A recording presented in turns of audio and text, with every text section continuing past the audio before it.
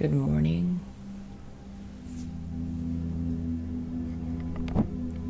Welcome back to this world of meditation and this world of self-care. Just begin by noticing where you are today. As you sit here, you can gently lean back, allow the shoulders to drop, softening the jaw and sealing the lips. Begin by inhaling through the nose.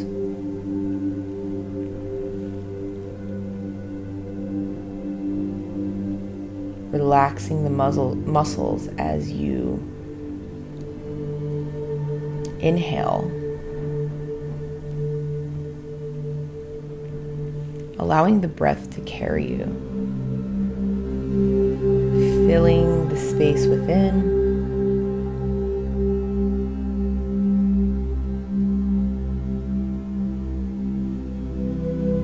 Gently exhaling here.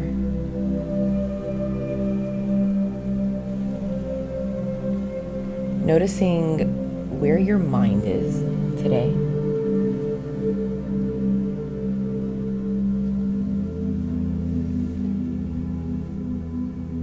What pace you're at.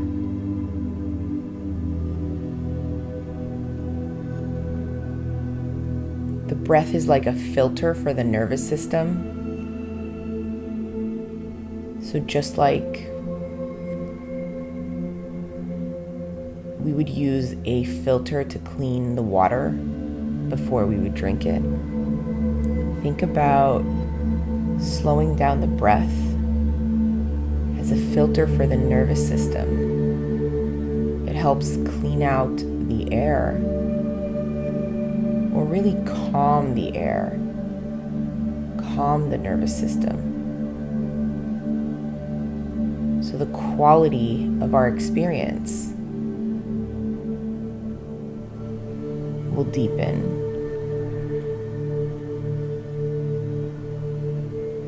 So inhale again here.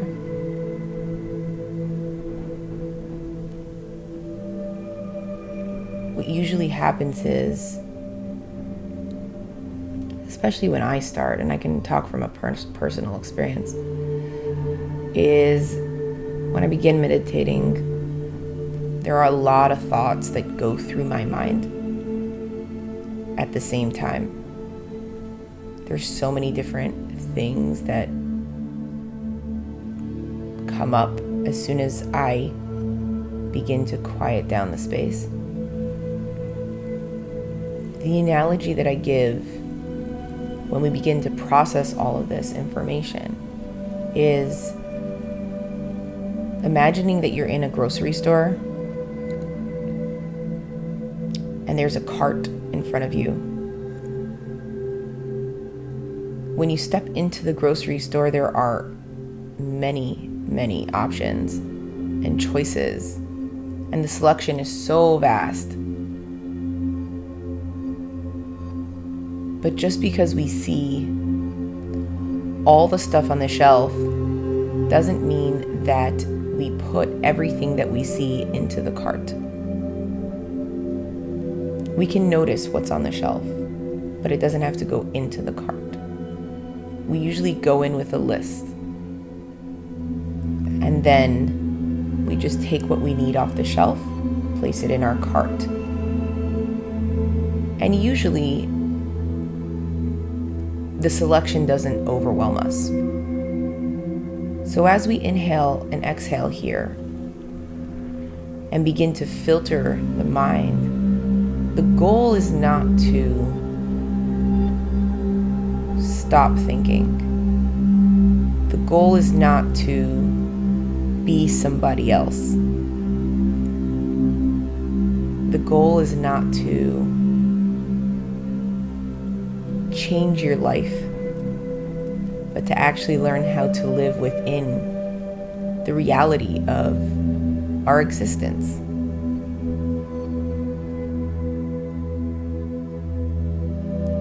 The resistance begins when we try to be someone else.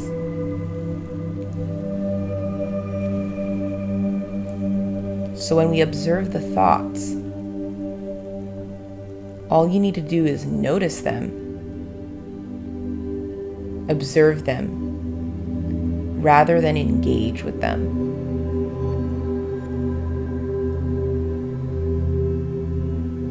So just allow them to pop up.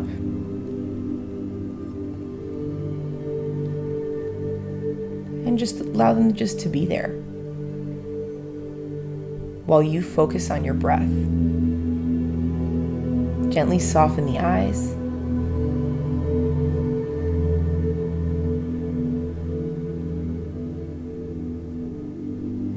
Notice the cheekbones.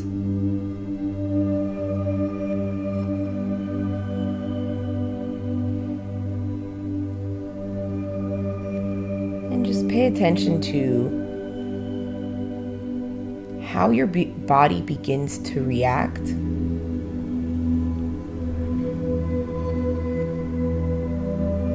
to what is coming up in your mind.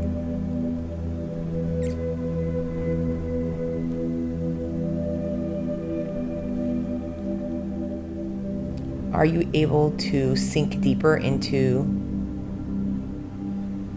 a comfortable position, or are you starting to notice a sense of discomfort?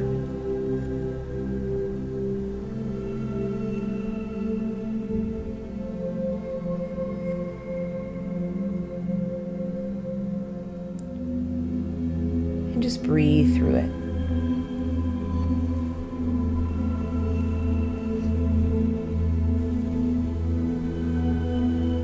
Invite yourself into your body, following your breath into your body.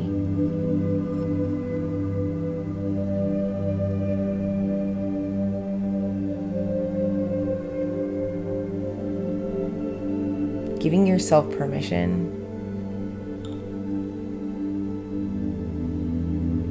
to be comfortable in your own skin.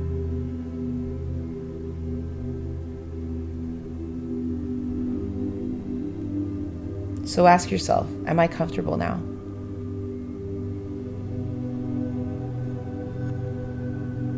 And if the answer is yes, that's awesome. You can put a smile on your face and just continue to be here right now.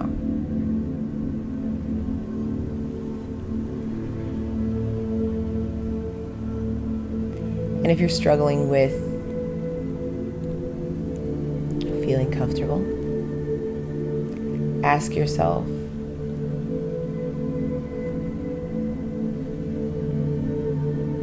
what would make you more comfortable today?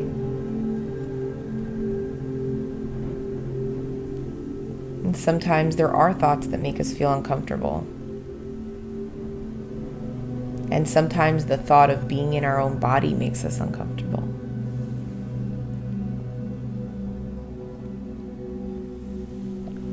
So rather than thinking about who you are,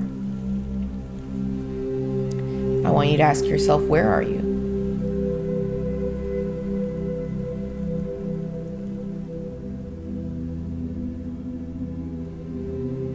Where are you in this space? Personally, for myself,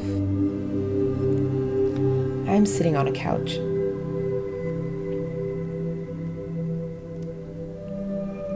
I have a blanket covering my legs. I feel secure and warm. I'm supported by a pillow behind my back.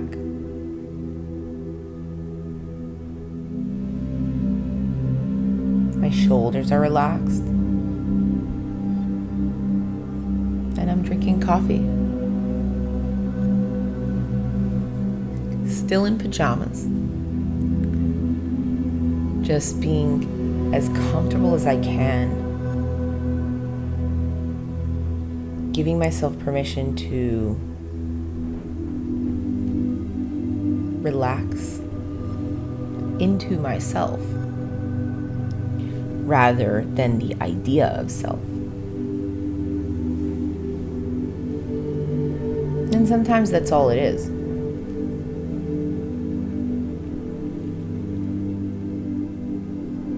You can gently tilt your chin if that's available to you,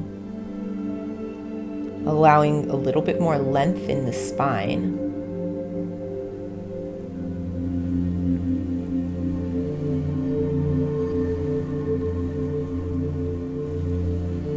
And I want you to think about this last week.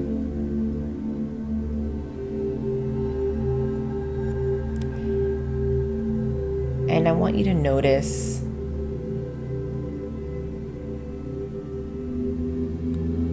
what part of it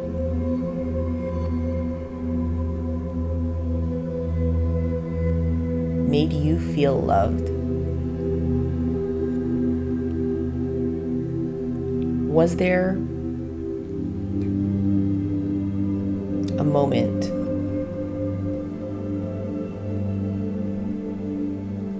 that you did feel comfortable in yourself?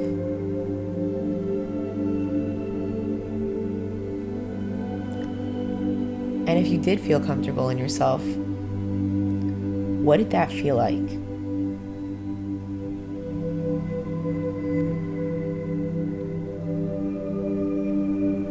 How did your body feel in that space?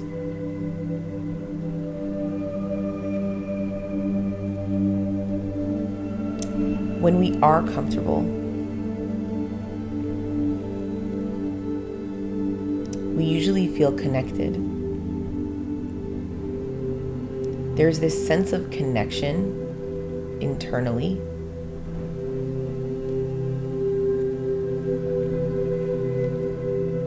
Where you actually are more connected to your body. There's this flow, this sense of inclusion.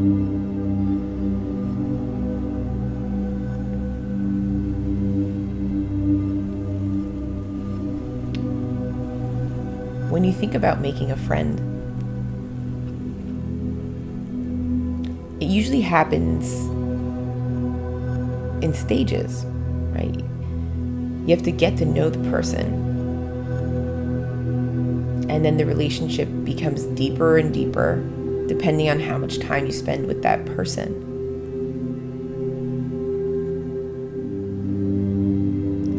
And then as we spend more time with this person, there's this sense of contentment that is created. But in a good friendship, the person we spend time with makes us feel alive, makes us feel good about ourselves, makes us feel included. In your body, you have to get to know that person. You are the best friend you'll ever have. And everyone else is an extension of that.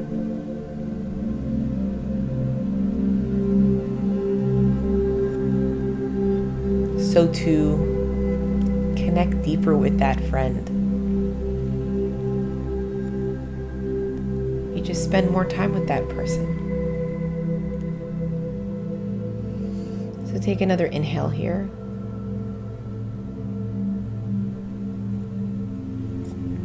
And just notice when you're feeling good,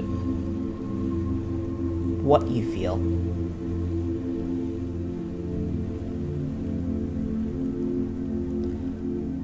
What is your interpretation of love?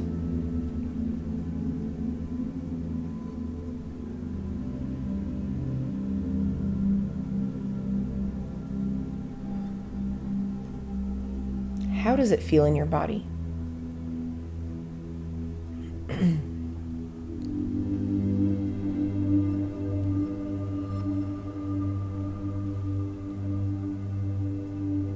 Just be gentle with yourself. Everything begins with you.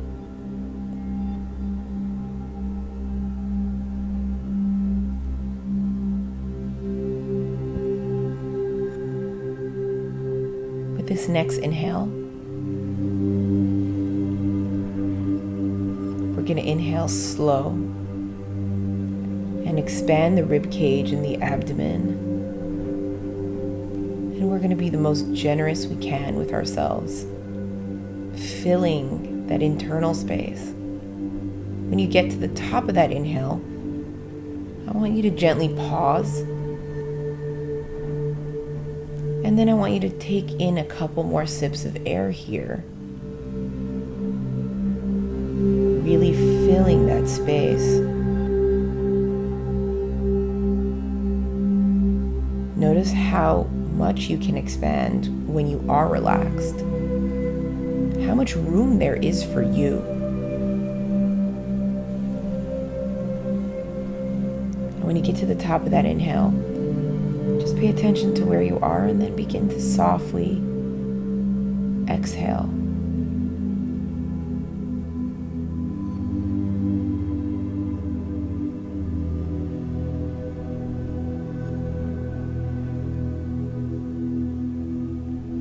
A lot of times, when we struggle and there isn't room for us, it's because we haven't taught ourselves how to create room for ourselves.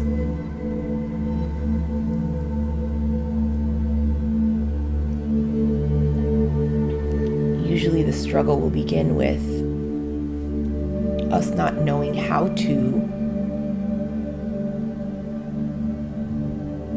create that space for ourselves.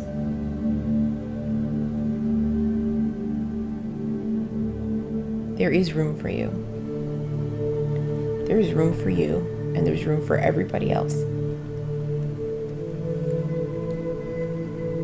When we breathe, when we take in that deep inhale, you're not taking from anybody else. There's enough oxygen for everyone.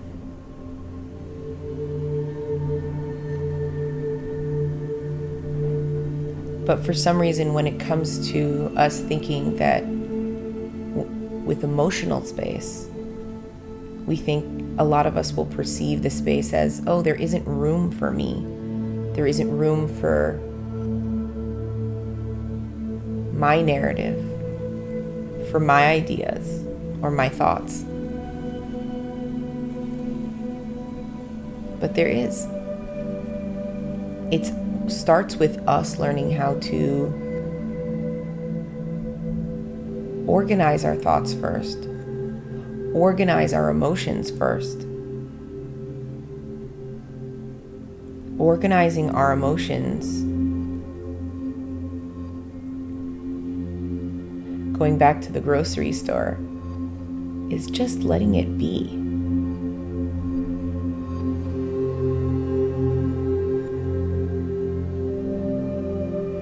Filtering through them, not by engaging, but by breathing through it.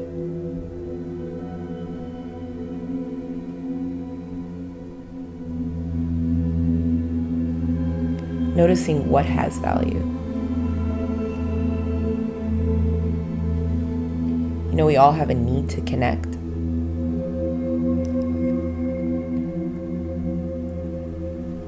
The question is, how would you like to connect?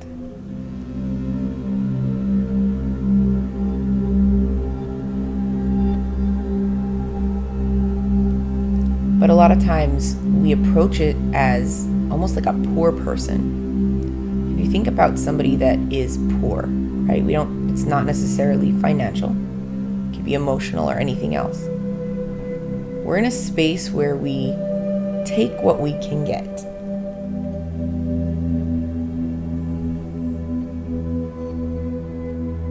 But if we come from a space where We are abundant, right? There's this sense of abundance.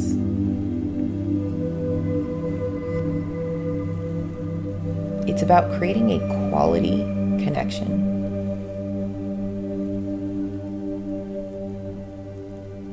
We just had a month of Jewish holidays. We spent an entire month reconnecting with ourselves and a higher power.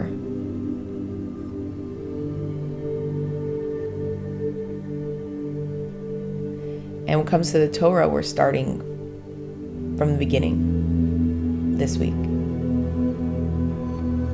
with Bereshis.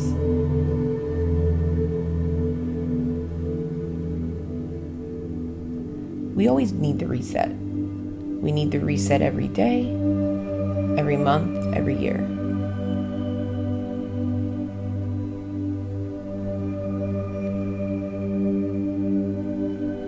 But having like a month to really structure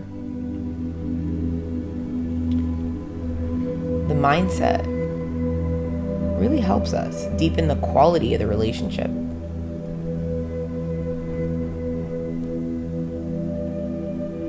With our spiritual experience.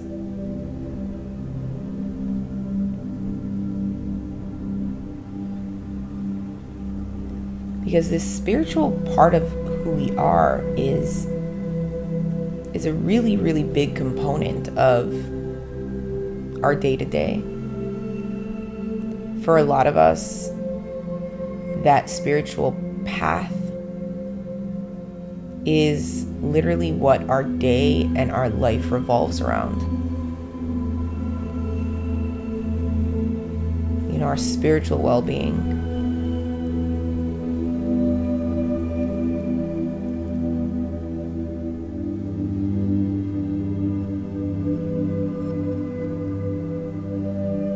But the beauty is when we had some time to really bring it to the forefront, right? So it's like if we were in a car and there are a couple different drivers. In this last month, that spiritual part of who we are became the driver.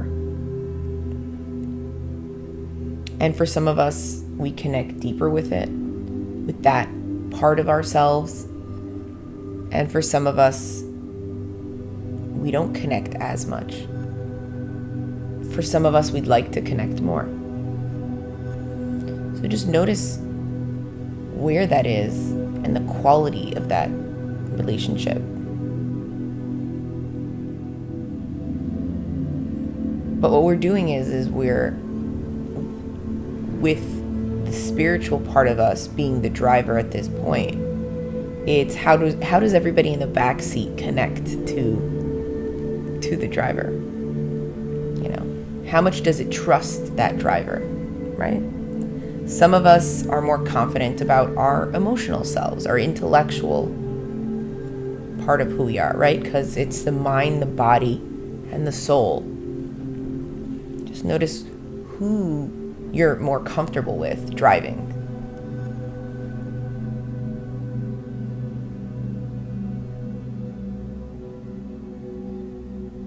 And that will help you understand why you might be feeling more comfortable now or a little bit more insecure.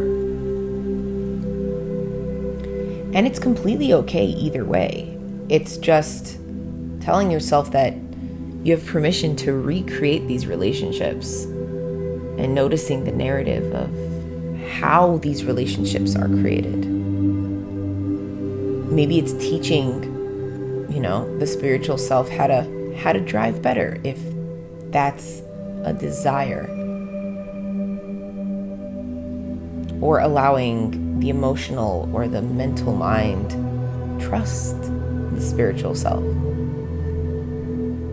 Or vice versa, right? Because they all, share parts in this experience.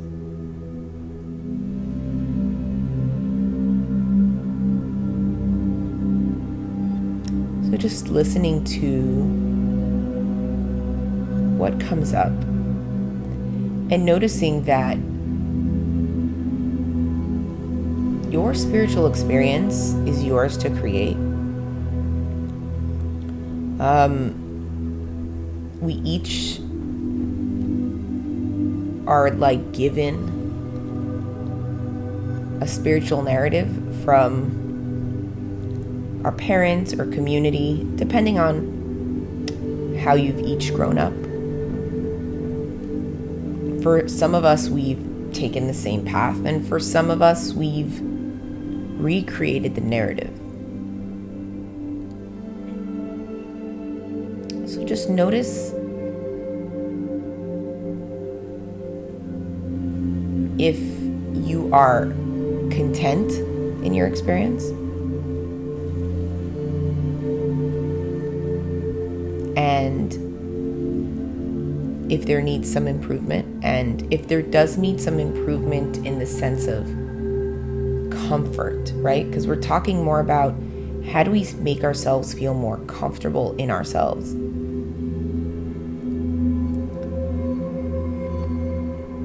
If there needs improvement in creating more comfort, what is that would create that space for us?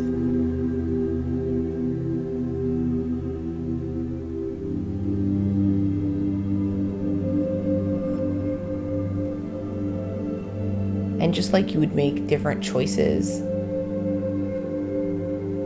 in the way you might dress or eat than people around you,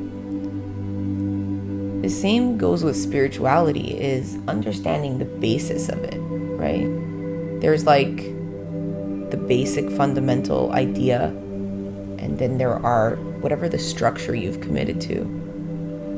And really taking that structure and applying it to you rather than taking pieces of other people's character and applying it to you. I'm going to go deeper into this next week, but I wanted to give you all just like some stuff to think about.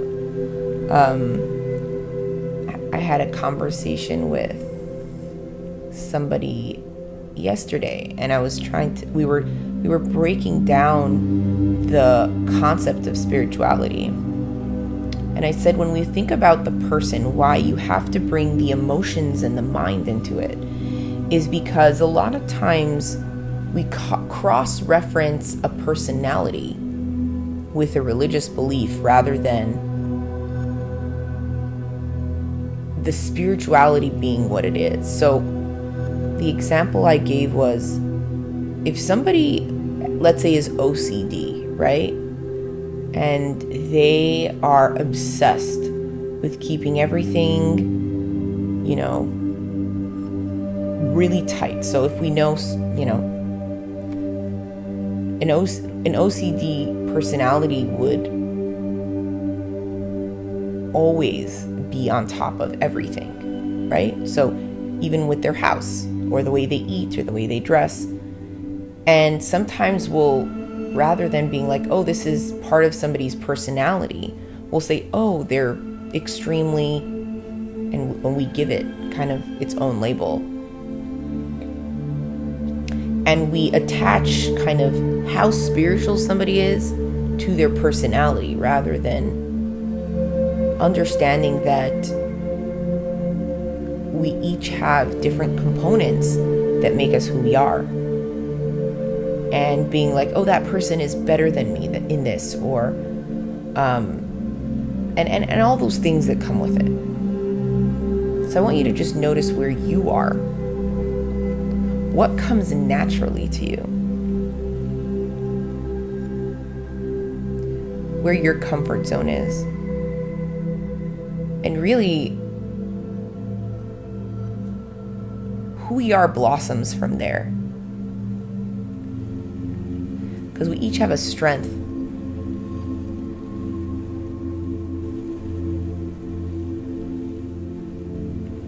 We all have the things that we share with this world. And we're all here to contribute something else. So I know that that's a little deep, but as you enter into this weekend, I want you to just think about all of that and how you can create that comfort within. What makes you feel spiritually connected? And as you lead with that, as we move into this new space, the emotional and the intellectual mind, they will drive. They will begin to take over as the driver in this space. But at the moment, we're in a space where